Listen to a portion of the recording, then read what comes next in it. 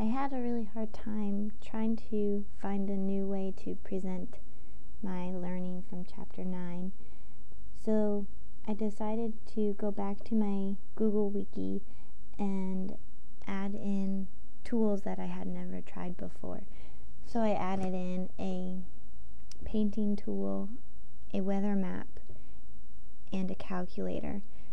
They're very simple, but for elementary students, I thought they can use the calculator while they're online, so they can use it anywhere. The weather map could help them collect data for science projects, for math projects. And the paint tool I thought was interesting because they talked about, visualizing things, and I thought, well, maybe if this is a kindergarten or first grade class where they're not being vocal as much as a higher or upper elementary student would, then they could do some simple drawings online to get ideas or to give their ideas. Unfortunately, I'm limited in my Google site, so I also went and checked out the tools that the chapter went over. I went to the GIS tool, the ESRI website, and I couldn't really figure out how to get in, move around there. So I just kind of checked out a few of the maps that they had.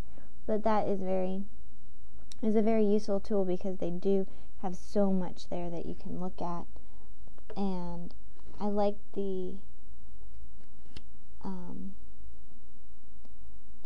projects that the book talked about. I think it would be cool to do something like that with my own students.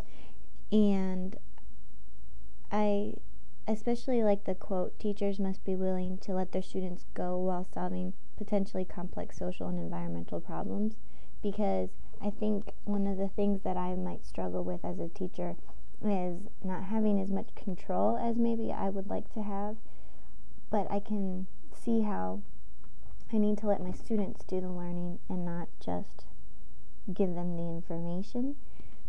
So that quote just made me think once again that I need to work on letting my students come up with these ideas. And like it was talked about in class last week, maybe I don't know how to do something, but they could. So it's just a matter of me letting go, I think. And these tools will be very helpful for my students and probably make me feel a lot more comfortable letting my students go. And I also went to the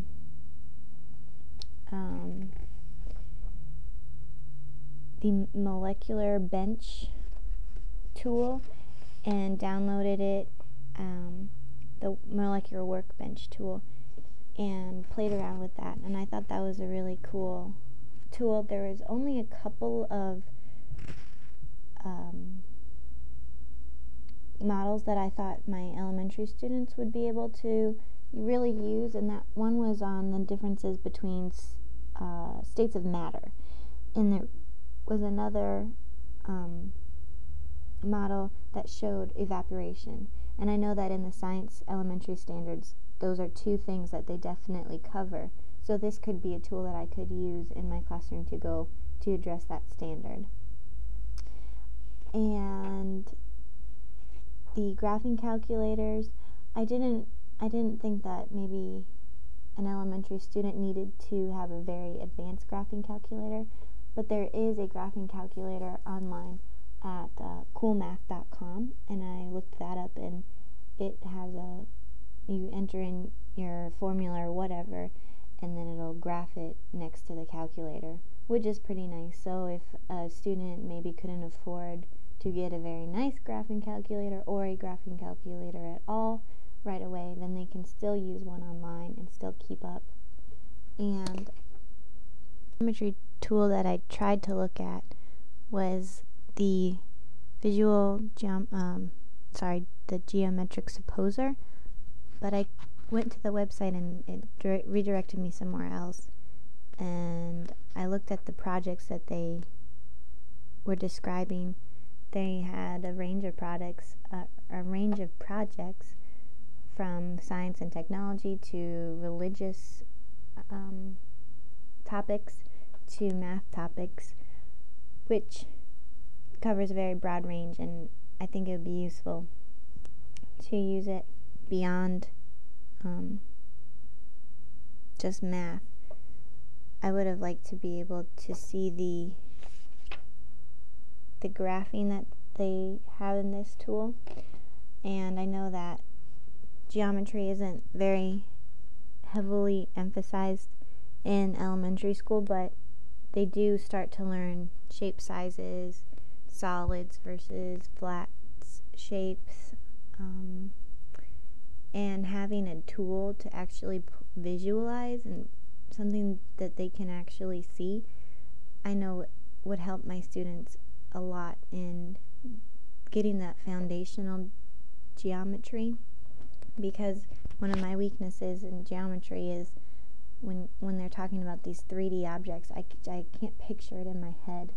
So if there's a tool online that can help them see it and then get their own mental image, I think that would do a lot to get them prepared for higher level geometry.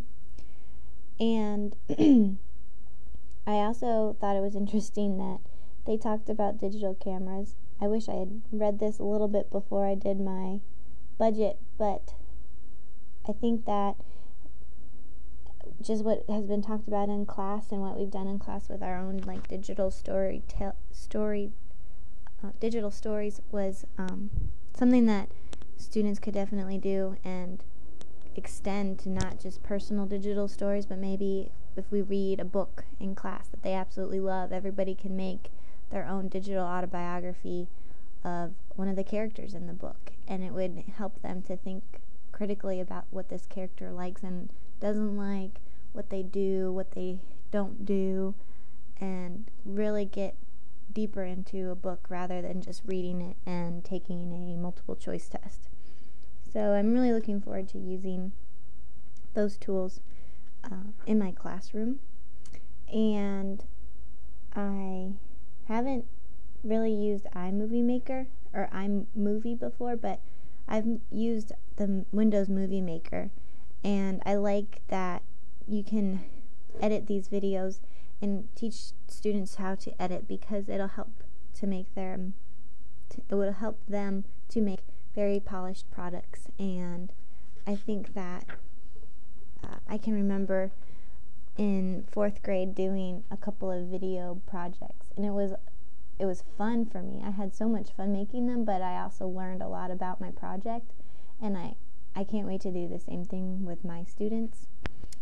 So that is basically my thoughts on